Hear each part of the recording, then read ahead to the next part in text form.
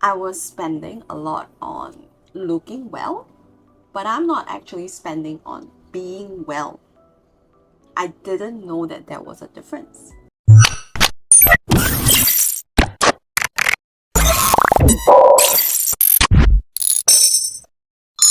In my corporate years, I thought what I had was a very well thought out wellness routine. I'll do facial every month, hair blowout every 2 weeks, and I had a drawer full of supplements that I've seen advertised everywhere: Instagram, MRT. I've had gym memberships that felt like it was a responsibility to have, and I felt like I was taking care of myself, which in a way I was. But I've actually been thinking about who I was taking care of myself for.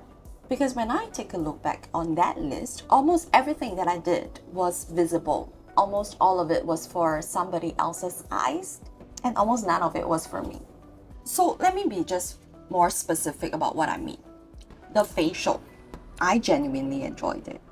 But I also booked it before every major presentation, every big dinner I've had, or every event that I needed to look in a certain manner.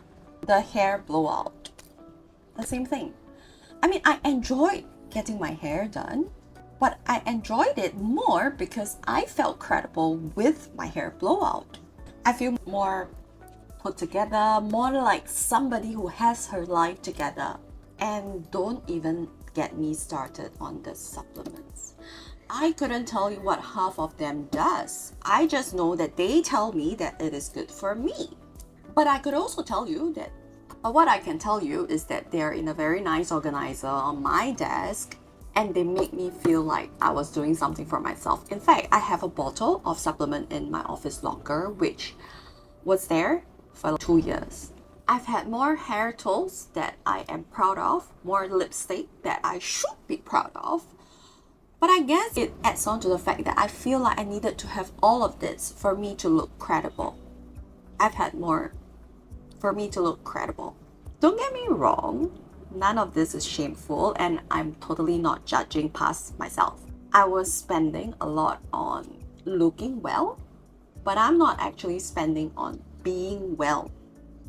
I didn't know that there was a difference. So here's what I noticed about women around me as well.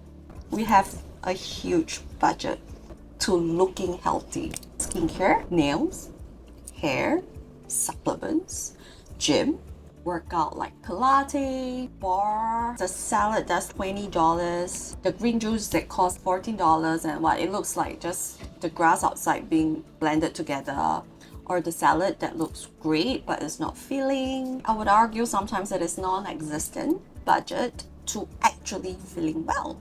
Things like sleep, real food, time that's not scheduled, time you want to move, spend moving, and saying no to things that drains you. So in a way, the first list, it was so easy to craft up and so easy to spend on because it's visible. You can see the results. Other people can see the results. They know what I'm spending on because they can see. The second list, however, is more difficult to spend on because it's hard to articulate it into words. It is invisible. Honestly, nobody can see that you have slept for 8 hours. I don't know if you feel proud that you're sleeping 8 hours. Hardly anyone is going to compliment your ability to hold boundaries. Nobody is going to start noticing that you've stopped saying yes to things that drains you. People will start noticing that you're saying no, and they'll wonder why. But I'm gonna tell you that you will feel it. And turns out, feeling it actually matters more than I thought it will. So, what does my list look like now? Honestly, it is much smaller and it is a lot cheaper. And I guess it's almost entirely way too boring for me to describe it. Good protein, consistent sleep, going to the gym because I want to, not because I felt like I had to. A facial sometimes when I actually feel like doing it, not because I have something to show for. Supplements that I've researched and know why I should take it, and not because someone else tells me to take it. And of course, there are things that aren't money at all, right? There are things like protecting my mornings, for example, spending time with my children, choosing not to be somewhere where it drains me. The list actually got shorter And what I got back was more energy, less anxiety, a body that doesn't feel like it's running on fumes or coffee, which, let's be honest, was really what I was drinking all the time. And I want to sit with this for just a minute.